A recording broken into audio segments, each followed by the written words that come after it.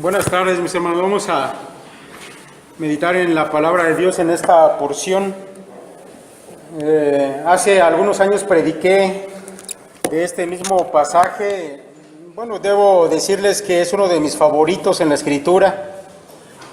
Junto con esos relatos que contiene el Evangelio de Juan acerca de esta familia de Betania, allá en los capítulos 11 y 12 de su Evangelio. Y me recuerdo que en aquella ocasión, pasé varias semanas preparando el sermón, porque, para mí, aparte de ser un placer de estudiarlo, también quería profundizar y sacar el contenido real de ese pasaje, del que se han escrito libros incluso. El día de hoy vamos a volver a considerar nuevamente, mis hermanos, esta porción, pero desde una óptica diferente a la vez anterior. No, mis hermanos, porque un pasaje pueda tener diversas interpretaciones, sino porque puede tener diversas aplicaciones. Y hoy, mis hermanos, vamos a hablar acerca del asunto de la ansiedad. De hecho, vamos a estar teniendo una serie de predicaciones acerca de estas situaciones, ansiedad, depresión, etcétera, que sin duda, mis hermanos, pues son males de nuestro tiempo. Recuerdo también que hace unos pocos semanas, tal vez unos 2-3 meses, hablamos acerca de este asunto, o me tocó a mí hablar de ese, pero consideramos que es un asunto que es importante volver a tocar. Seguimos recibiendo a veces en la consejería gente que trae problemas de ansiedad, de asuntos de depresión.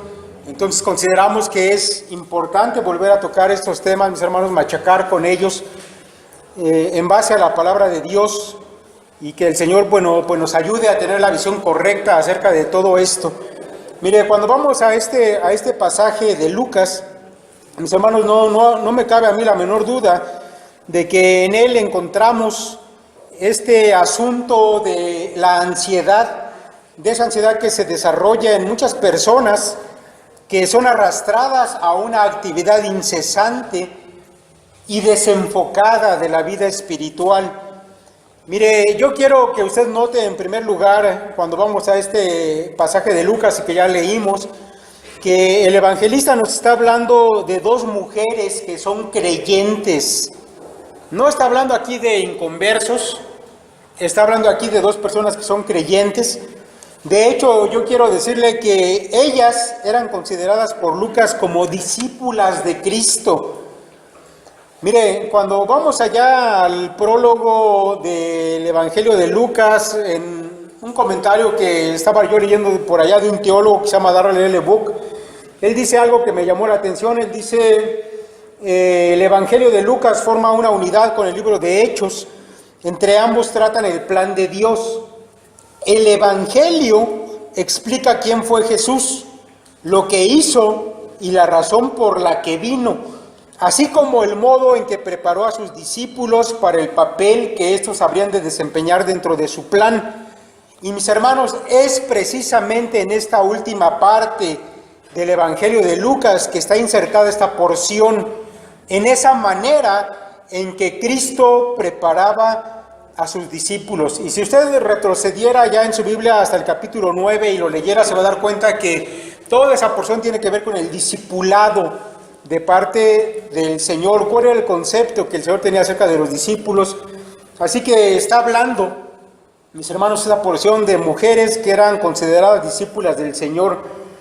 Ahora, tomando esto en cuenta, mis hermanos, el hecho de que los creyentes puedan sufrir de ansiedad y depresión, sin duda que es una realidad, aunque no es lo que se espera de ellos. Mire, el hecho de que el Señor hable de estas cosas es importante. Sin duda que Él sabe de los riesgos que los discípulos iban a correr al estar viviendo en este mundo. Uno de esos riesgos, mis hermanos, es perder de vista a nuestro Señor y su palabra y verse inmerso en los afanes de este mundo, que traen como resultado muchas veces vidas cristianas totalmente infructuosas. Sin duda, mis hermanos, que la época en que estamos viviendo es la era del estrés, de la ansiedad y de la depresión. Ahora, yo quiero, antes de pasar este asunto de que estamos viviendo esa época caracterizada por estos males, quiero decirle que el hecho de tener estrés, ansiedad o depresión, bueno, pues es algo en una primer consideración normal, mis hermanos, en el hombre. Todos en algún momento experimentamos tensiones o experimentamos ansiedad por las diversas situaciones que la vida nos plantea, que la vida conlleva. Y estas manifestaciones a las que les hemos llamado ahora sí, estrés o ansiedad, bueno, son la manera normal en que nuestro organismo responde a las situaciones de la vida. Mire, por ejemplo, cuando usted ya va al trabajo con el tiempo justo y le toca tomar el metro y el metro se detiene allá a media estación, pues usted empieza a entrar allí en un estrés porque sabe que va a llegar tarde, de manera que la respuesta de su cuerpo ante un asunto de tensión es esa, es mostrar esa preocupación. O a lo mejor le ha tocado que allí en su trabajo ha tenido semanas donde se carga mucho trabajo y a lo mejor es el doble de trabajo de lo normal y entonces usted cae en este asunto de ansiedad, de una cuestión mental, de mucha presión. Bueno, déjame decirle que nuestro cuerpo responde de manera normal ante esas cosas de la vida con estas manifestaciones. Sin embargo, mis hermanos, en nuestros días, esas respuestas que antes se consideraban como normales ante las situaciones difíciles se han ido convirtiendo en males de proporciones enormes y además universales. Déjeme decirle que antes del siglo XIX ni siquiera existían los términos que hoy se utilizan para referirse a estos males, que el día de hoy, por cierto, son considerados como enfermedades, y enfermedades que causan pérdidas de millones a las economías de los países. Mire, una página especializada en este asunto, en la psiquiatría, dice lo siguiente: el término ansiedad abarca 4 aspectos que un individuo puede experimentar: aprensión mental, tensión física, síntomas físicos y ansiedad disociativa. Los trastornos de ansiedad en el DSM-4 se dividen principalmente en, y ahorita le voy a decir cuáles. El DSM-4 es, digamos, como el manual de diagnóstico de los psiquiatras y psicólogos de todo el mundo, y ese manual divide a los trastornos de ansiedad en las siguientes siete enfermedades que le voy a leer: el trastorno de ansiedad generalizada, trastorno de pánico, trastorno obsesivo compulsivo, trastorno por estrés postraumático, trastorno por estrés agudo, trastorno de ansiedad social o fobia social y el trastorno fóbico. Mis hermanos, todos estos términos no se conocían antes del siglo XIX, son términos recientemente usados para hablar acerca de esto.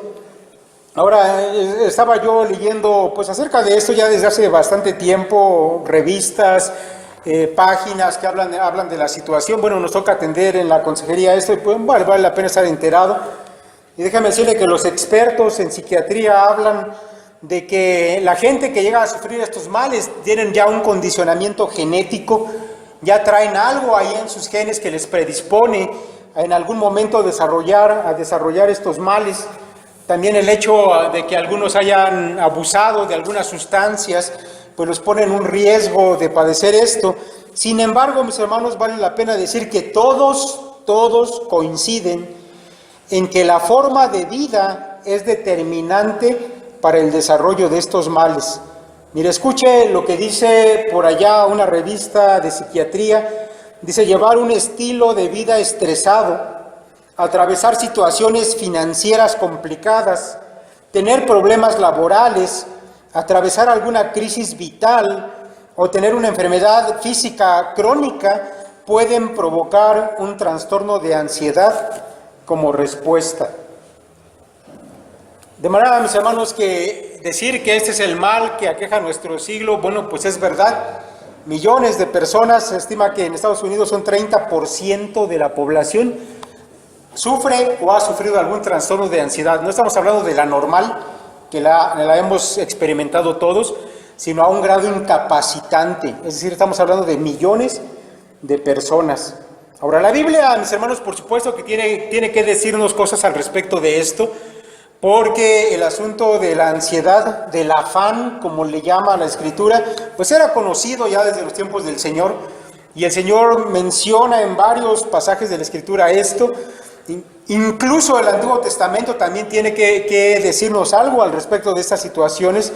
Pero bueno, mis hermanos, vamos a ir mencionando en su momento algunos textos. Hoy vamos a concentrarnos sobre todo en esta porción de Lucas 10, de los versículos 38 al 42. Si quiere tener su Biblia abierta, hágalo. Vamos a estar yendo a ese pasaje. Este pasaje que nos habla de Marta y su hermana María, dos mujeres que, como ya hemos dicho, eran discípulas del Señor. Ellas vivían en una aldea que estaba cercana a Jerusalén, que se llamaba Betania. Este dato no nos lo aporta Lucas. Si usted vaya al texto, no nos dice nada de esa aldea de Betania. Sin embargo, sí nos lo dice Juan, allá en el capítulo 11, verso 1 de su Evangelio. Pero mis hermanos, cuando vamos a este pasaje de Lucas, bueno, veamos cómo nos presenta Lucas a estas hermanas. Dice el versículo 38, aconteció que yendo de camino, entró en una aldea, y una mujer llamada Marta le recibió en su casa. Esta tenía una hermana que se llamaba María, la cual, sentándose a los pies de Jesús, oía su palabra. Mire, dice por allá el escritor Alfred Schroeder que el hecho de que Marta es aquí designada como dueña de la casa, ya se dio cuenta, dice que le recibió en su casa al Señor. Dice este escritor, el hecho de que Marta es designada como dueña de la casa, bueno, nos hace inferir con bastante verosimilitud que ella era viuda, o por lo menos la hermana mayor de la familia. Y es digno además de observación que Marta desempeña exactamente el mismo papel y muestra los mismos sentimientos en los dos hermosos relatos conservados por Juan en sus capítulos 11 y 12. Mis hermanos, yo quiero decirles que si Marta era viuda, y era muy probable eso, bueno, no era una viuda desamparada, como de la que hablamos la ocasión anterior cuando hablamos de la oración. Más bien podemos pensar que Marta, bueno, era una viuda que estaba en una buena posición, ya que era dueña de su propia casa, y al parecer esta era una casa grande, capaz de dar albergue a Jesús y a sus 12 discípulos cuando llegaban a ir por allí. Pero además Marta también tenía la capacidad de proveer de comida sin ningún problema para toda aquella gente que le visitaba. Así que podemos pensar que era probable que tal vez sus padres o su marido habían sido gente de buena posición y pues ella había quedado bien colocada, sin necesidad, sino más bien en la posición de ayudar a otros. Ahora, la personalidad de Marta, mis hermanos, es presentada en la Escritura de manera consistente, tanto en los evangelios de Lucas como en el de Juan. Ella siempre la vamos a encontrar ocupada sirviendo, tanto en Lucas como en Juan. Y ella siempre va a estar al pendiente de la actividad que se desarrolla en su casa. Mire, tal vez ella, teniendo una buena posición económica, le era permitido tener criados, tal vez los tenía. Sin embargo, ella gustaba de hacer las cosas de manera personal, y los evangelios nos lo presentan así. Allá en Juan capítulo 11, donde se nos narra la muerte y la resurrección de Lázaro, se nos dice allí que Marta es la primera que se entera que Jesucristo va a llegar a la aldea y sale a encontrarlo cuando el Señor ni siquiera ha puesto un pie todavía en Betania. En cambio, su hermana María, ella está allí en su casa llorando y solamente va a salir después de que Marta viene y le avisa. Así que vemos allá a Marta al pendiente de las cosas. En el capítulo 12 de Juan, Marta es presentada por el evangelista de manera similar a la que lo hace Lucas. Y allá Juan nos dice, 6 días antes de la Pascua, vino Jesús a Betania, donde estaba Lázaro, el que había estado muerto, y a quien había resucitado de los muertos, y le hicieron allí una cena. Marta servía, y Lázaro era uno de los que estaban sentados a la mesa con él. Así que Juan nos presenta a esta mujer sirviendo de manera consistente con Lucas. Esta era su característica. No sé si usted sepa, pero el nombre Marta es la forma femenina de Señor en arameo, y me parece que ese nombre le viene como anillo al dedo a esta mujer. Ella era la ama y señora en su casa y estaba siempre sirviendo, siempre ocupada. Ahora miren, la narración de Lucas es Marta la que va a recibir al Señor Jesús en su casa, y con esas palabras introductorias de Lucas, bueno, se deja en claro que la anfitriona, la que estaba a cargo, era ella. Lucas nos dice, mis hermanos, lo que pasó en aquella casa en esa ocasión que el Señor llegó allí de visita. Versículo 40 dice: pero Marta se preocupaba con muchos quehaceres, y acercándose dijo: Señor, ¿no te da cuidado que mi hermana me deje servir sola? Dile pues que me ayude. Ahora quiero por un instante que imagine la escena, que nos metamos en aquella casa de Betania, y yo creo, mis hermanos, que era un gran honor para Marta poder recibir al Señor en su casa. Y ella sin duda se estaba esmerando en preparar la comida y en servir la mesa. Mire, yo siempre me he imaginado a Marta ocupada allí en la cocina, no sé por qué, pero siempre que escucho de Marta yo me la imagino metida en la cocina, manipulando allá las vasijas, los platos, los vasos, sazonando los alimentos, poniendo la mesa, poniendo las bebidas, etcétera, en una actividad incesante. Siempre me la imagino así. Lucas nos dice aquí que se preocupaba con muchos quehaceres. Ahora, esta frase, se preocupaba, mis hermanos, es una sola palabra en el griego, perispau. Literalmente, mis hermanos, la palabra significa jalar algo alrededor o llevar algo fuera. Literalmente así se traduce. Sin embargo, la palabra era usada para hablar más bien acerca de estar perturbado. Y nos dice por allá el diccionario de palabras griegas que se utiliza en la voz pasiva, en el sentido de estar obsesionado acerca de algo, como en este caso que dice de Marta que estaba preocupada. Realmente lo que nos está diciendo es que estaba obsesionada con su trabajo. Ahora, la palabra, mis hermanos, por supuesto, lleva la idea de no tener una paz interior como para poderse concentrar en lo que era realmente importante, y más bien el pensamiento, en este caso de Marta, era llevado fuera de ella a alguna cosa o algunas cosas que se habían vuelto el foco o los focos de atención, o más bien dicho, focos de distracción. Por eso la palabra también es traducida así como estar distraído o perturbado. Ahora, lo que Lucas, mis hermanos, nos cuenta acerca de Marta es importante, porque como ya dijimos, era una mujer creyente, y estas situaciones como la que ella vivía realmente pasan con muchos cristianos incluso el día de hoy. De los incrédulos, pues no nos debe extrañar que ellos estén ocupados de las cosas de este mundo y afanados en ellas, pero yo creo que de los cristianos no se espera realmente un asunto como este. Sin embargo, se da.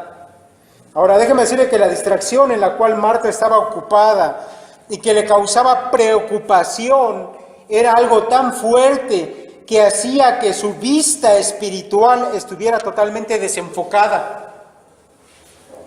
Mire, yo podría decir, tal vez que Marta estaba de plano cegada, pero me parece que no era así.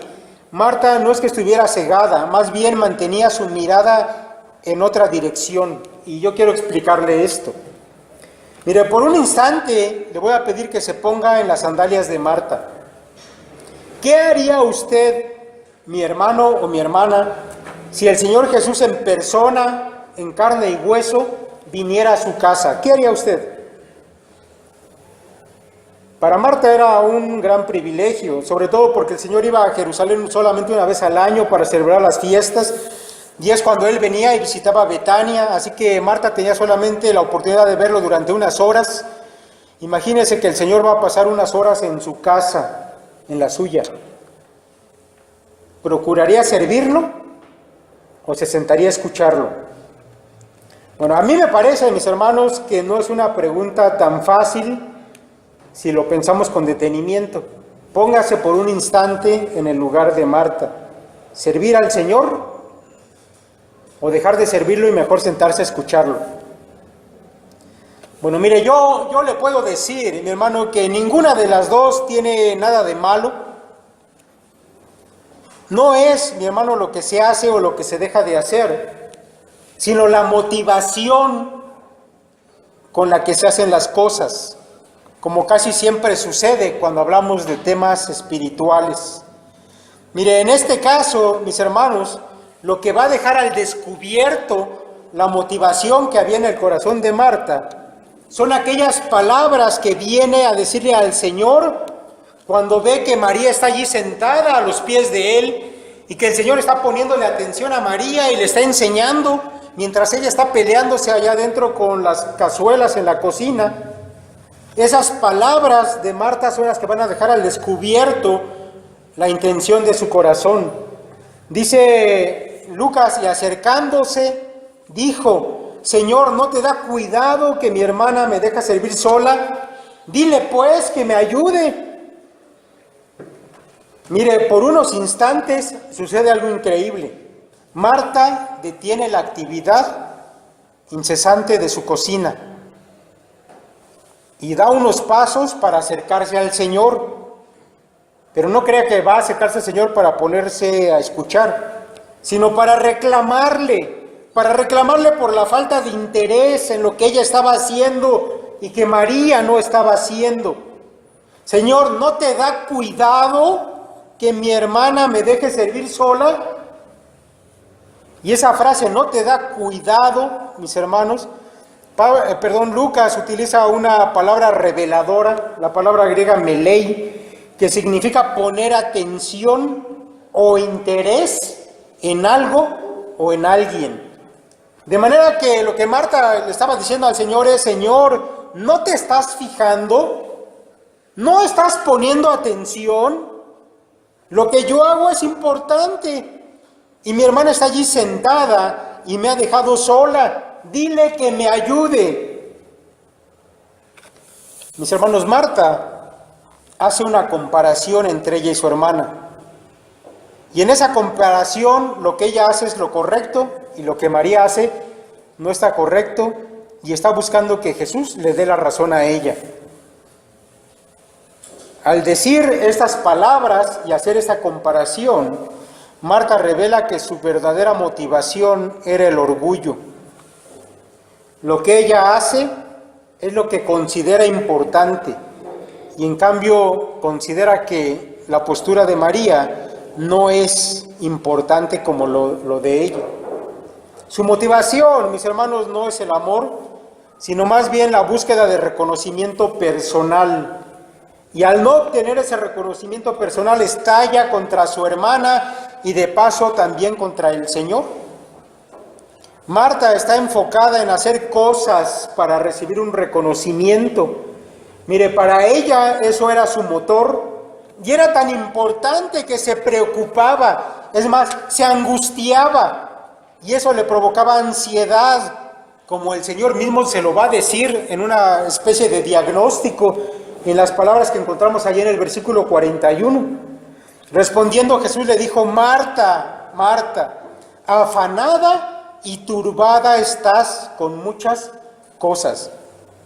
La palabra afanada significa estar ansiosa, afligida, preocupada. La palabra turbada significa estar acongojada, angustiada, perturbada. Ahora, mis hermanos, al emplear el Señor estas dos palabras que son casi sinónimas una tras de otra, simplemente lo que hace es enfatizar la condición interior de Marta. Ella había caído en una ansiedad grande que le impedía ser consciente de la presencia del Señor en su casa y más bien estaba enfocada en realizar cosas para calmar esa ansiedad.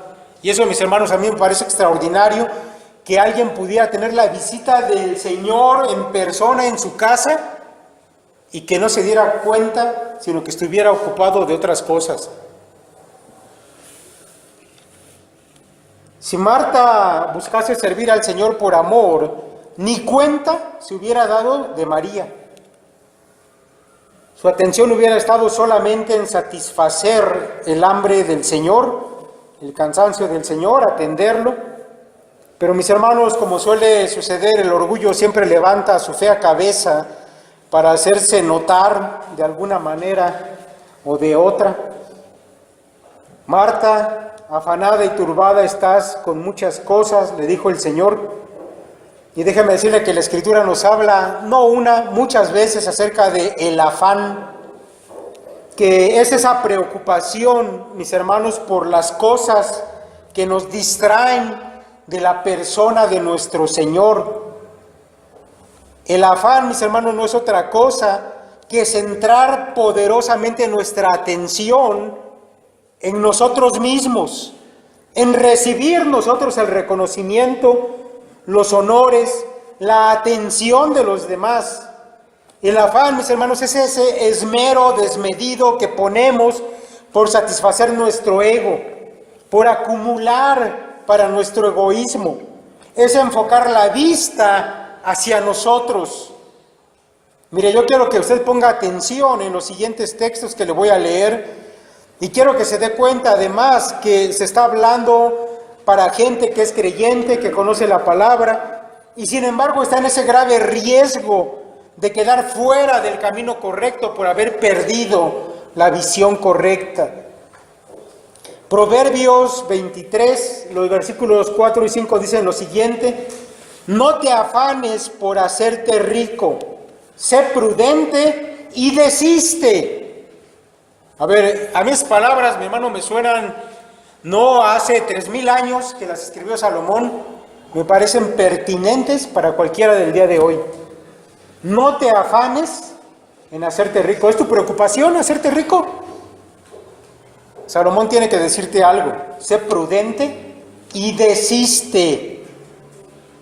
Has de poner tus ojos en las riquezas, siendo ningunas, porque se harán alas como alas de águila y volarán al cielo. Termina diciendo este proverbio. No sé, mi hermano, si tu afán es si tú estás preocupado por acumular alguna riqueza, si para ti lo esencial en la vida es tu trabajo, tu profesión, tu carrera. Para mis hermanos más jóvenes que están en este asunto de la escuela, lo que a ti te define o lo que piensas que es importante en tu vida es la profesión a la cual piensas dedicarte. ¿Cuál es, mi hermano, lo que está detrás de eso?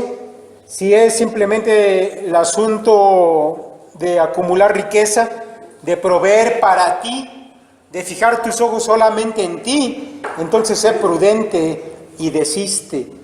Mira, Marcos 4:18 dice: estos son los que fueron sembrados entre espinos, los que oyen la palabra, pero los afanes de este siglo y el engaño de las riquezas y las codicias de otras cosas entran y ahogan la palabra y se hace infructuosa. Otra vez el afán, el estar centrado, dice aquí el Señor, en una mentira, en un engaño.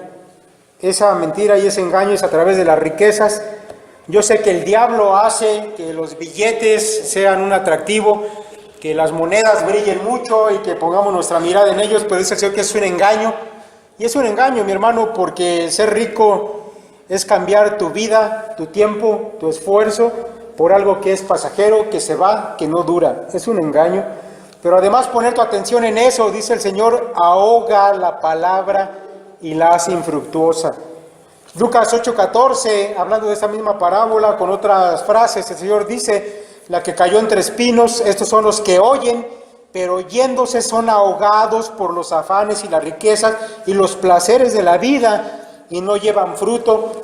Más adelante este mismo evangelista en el capítulo 21, verso 34 dice: mirad también por vosotros mismos, mirad también por vosotros mismos, que vuestros corazones no se carguen de glotonería y embriaguez y de los afanes de esta vida, y venga de repente sobre vosotros aquel día. Y cuando habla aquí Lucas de los corazones, no está hablando de los sentimientos, de las emociones, está hablando de tu mente. Y él dice: no dejes que tu mente se cargue de esa hambre, de esa embriaguez, de esos afanes de disfrutar de las cosas terrenales, porque va a venir el Señor de repente y tú vas a estar ocupado en eso. Mis hermanos, en todos estos textos nos damos cuenta de una cosa: que los afanes distraen la mirada de lo que es realmente importante y hacen una vida cristiana totalmente infructuosa. Y mis hermanos, estos afanes es lo que trae ansiedad a la vida de la gente, de los cristianos también, y estos textos son dirigidos para creyentes. Ahora, mis hermanos, el afán proviene de poner nuestra vista en las cosas placenteras de este mundo. Sin embargo, lo realmente malo de este asunto es que al hacer esto dejamos de mirar a nuestro Señor. Entonces, mis hermanos, el afán por las cosas mundanas simplemente viene a demostrar quién tiene el primer lugar en tu corazón. Donde esté tu tesoro, allí estará también tu corazón. ¿Dónde tienes puestos los ojos? ¿Dónde está tu tesoro? El Señor Jesucristo dijo: ninguno puede servir a dos señores, porque o aborrecerá al uno y amará al otro, o estimará al uno y menospreciará al otro. No podéis servir a Dios y a las riquezas. Por tanto os digo, no os afanéis por vuestra vida, qué habéis de comer o qué habéis de beber, ni por vuestro cuerpo, qué habéis de vestir. ¿No es la vida más que el alimento y el cuerpo más que el vestido? Mis hermanos, es un hecho desafortunado que muchos creyentes tengan su mirada puesta en estas cosas y no, mis hermanos, en el Señor. Y yo lamento realmente que haya muchos que incluso están encaminando a sus hijos hacia esta forma de vivir, de estar afanados por las cosas de aquí abajo, por considerar que el estudio, la profesión, que va a ser el medio de acumular riqueza, eso es lo principal en su vida. Yo sé que hay algunos que le dicen a los hijos: bueno, no vayas al templo, mejor quédate a hacer tu tarea. Bueno, no vayas durante esta temporada, ya que termines, entonces vuelves a ir. Y realmente lo que usted le está diciendo es: sirve al Señor del mundo, aunque descuides a tu Señor que está allá en el cielo. Pero Jesucristo dijo: ninguno puede servir a dos señores, porque vas a quedar mal con uno. Así que lo que tú tienes que preguntarte es: ¿con quién vas a quedar mal? Mis hermanos, nuestra era, esta era de los antidepresivos, de los trastornos de ansiedad, bueno, eso es una verdad, pero sabe también otra cosa, y esto se lo quiero comentar porque me parece importante. Son las mujeres las que sufren más de todo esto. No me extraña para nada que el Señor haya dejado como ejemplo a Marta y a María, una del asunto negativo y otra del asunto positivo acerca de este asunto, porque, mis hermanos, son las mujeres quienes más sufren de esta situación. Dice por ahí la revista española, escrito de psicología, lo siguiente, me pareció muy interesante. Mire, dice: los trastornos de ansiedad son en la actualidad enfermedades psiquiátricas muy frecuentes e incapacitantes. Las mujeres en edad reproductiva son más vulnerables a desarrollar trastornos de ansiedad, aproximadamente entre 2 a 3 veces más que los hombres. Ser hombre o mujer no solo puede influir en la prevalencia de los trastornos mentales, sino también en la manifestación y expresión de los síntomas, la voluntad para solicitar asistencia médica o psicológica, el curso de la enfermedad, incluso en la respuesta al tratamiento. Cada vez hay pruebas más sólidas de que existen diferencias entre ambos sexos respecto a la anatomía cerebral, la neuroquímica y los patrones de activación y respuesta a los estímulos ambientales. Diferencias que pueden influir en la etiología y el curso de los trastornos psiquiátricos. Mis hermanos, en la consejería que el Señor a nosotros nos permite atender, yo le puedo decir que la proporción de casos de mujeres con esos trastornos es muchas veces mayor que la de varones. De hecho, yo le puedo decir también que solamente he tenido oportunidad de atender a un par de varones con asuntos de ansiedad o con asuntos de depresión, contra muchas mujeres con estos mismos trastornos, de las cuales ya perdí la cuenta en estos años que llevamos dando este tipo de consejería. Mis hermanos, y a mí me parece que esta situación tiene que ver con el hecho de que la mujer haya sido diseñada por Dios para ser ayuda idónea. Y eso, mis hermanos, es importante no perderlo de vista. El hecho de que Dios haya creado a la mujer es para que ella fuera ayuda idónea. Ella no fue creada para ser cabeza. Y yo creo, mis hermanos, que por lo menos en dos cosas esto es esencial en cuanto al desarrollo de la ansiedad en las mujeres. Mire, primero porque la mujer, al estar subordinada al varón, ella va a buscar su sentido de aprobación y de valor, lo cual es natural en ellas porque Dios las ha creado así, y esto lo van a buscar cuando son solteras en el padre, en la figura paterna, y cuando sean casados sin duda lo buscarán en su marido. Y esto, mis hermanos, pues es correcto, sobre todo cuando el padre o el marido son creyentes, porque entonces ellos que han sido designados como representantes de esa autoridad de parte de Dios, mis hermanos, y deberán estar ellos en dependencia directa de Dios, será de beneficio para la mujer. Y en segundo lugar, mis hermanos, me parece que es importante este asunto, porque el hombre fue diseñado para sobrellevar cargas de liderazgo y la presión que conlleva eso, pero la mujer no fue diseñada para ello. Ella fue diseñada para ser ayuda idónea del varón. Cuando las mujeres se salen de ese patrón que Dios les asignó, se mueve también su búsqueda de aprobación del contexto correcto, y entonces tratan de tener un sentido de valor de ellas mismas basado en sus logros académicos, en sus logros laborales, etcétera. Mis hermanos, ese deseo de reconocimiento se traslada a las cosas del mundo y entonces se pierde de vista el diseño original. Y cuando eso pasa, como pasa con todas las cosas, cuando se les da un uso para el cual no fueron diseñadas, terminan por descomponerse. No nos extraña que esta sea la era del estrés, de la depresión, de la ansiedad, de los antidepresivos, porque no me extraña, mis hermanos, que también en esta época, en el siglo pasado, se haya dado la famosa liberación femenina, la famosa revolución sexual, que vino a poner a las mujeres fuera del contexto que Dios les había dado originalmente. Pero mis hermanos, no quiero dejar aquí las cosas con Marta, yo quiero que brevemente consideremos el caso de María, porque sin duda que esto viene a ser la parte correcta. Y cuando vamos a este pasaje donde Lucas nos presenta a María, la encontramos sentada a los pies del Señor. La imagen que se nos da de María es lo opuesto a Marta. Marta siempre en una gran actividad, incesante, preocupada, distraída. En cambio, María está sentada a los pies del Señor. Esta tenía una hermana que se llamaba María, la cual, sentándose a los pies de Jesús, oía la palabra. Ahora, el hecho de que estuviera sentada a los pies, mis hermanos, es significativo, porque yo quiero decirle que los pies en la cultura oriental son usados como una figura de exaltación o de humillación para las personas, pero además también como un símbolo de sujeción.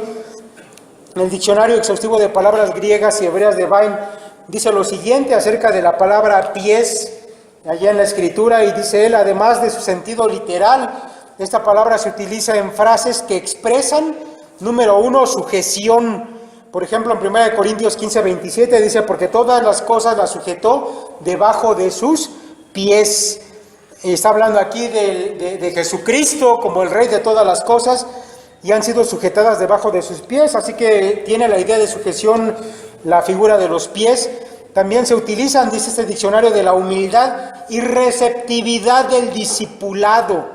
El maestro y el alumno a sus pies, la humildad y receptividad del discipulado. Por ejemplo, Hechos 22:3, donde se dice de Pablo que había sido instruido a los pies de Gamaliel.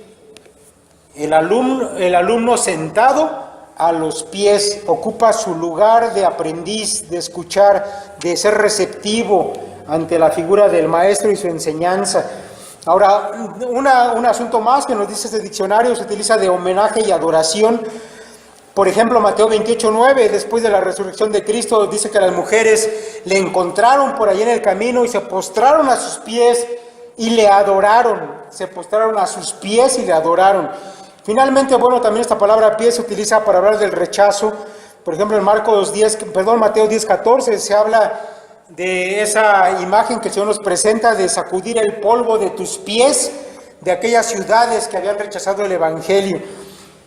Así que cuando vemos a María sentada a los pies del Señor, mis hermanos, ella está representando un papel de sujeción pero sobre todo, escuche bien esto, el papel de una discípula del Señor, una discípula del Señor. Ahora, yo quiero comentarle algo que encontré la semana pasada. Déjeme decirle que en la semana estuve yo escuchando por ahí algunas predicaciones acerca de este pasaje, de estas hermanas. Me gusta escuchar a veces lo que otros pastores predican, ver cuál es su enfoque, y a mí me llamó mucho la atención de que la mayoría, escuché unas 5 o 6 predicaciones de esto, la mayoría de ellos, de los que predican, tratan de poner en equilibrio a Marta con María. Y ellos dicen cosas como las siguientes: las Martas y las Marías son igualmente necesarias en la iglesia. Dice por allá un pastor, que estaba escuchando, un pastor mexicoamericano, predica muy bien, este hombre se expresa muy bien, su predicación muy amena, pero lo que él estaba diciendo no era correcto. Él termina diciendo que la heroína de este pasaje es Marta y no María, porque Marta era la que había esforzado en servir al Señor, y María prácticamente era la representante de los cristianos flojos dentro de la iglesia, y termina aseverando esto. Pero mis hermanos, esto solamente es una falta de estudio y de entendimiento del pasaje. Mire, porque quienes así piensan tratan de decir que Marta era la única que trabajaba y que María era floja y solamente se la pasaba sentado y oyendo, y la comparan con ese tipo de persona reflexivo pero inactivo, y mis hermanos, eso simplemente no es verdad.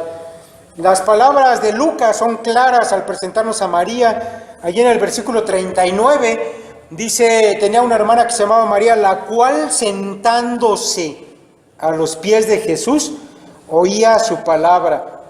Dice Schroeder, un especialista en el Nuevo Testamento, que el verbo empleado aquí para decir la cual sentándose implica que María estaba en actividad, pero dejando esa actividad vino a sentarse a los pies del Señor.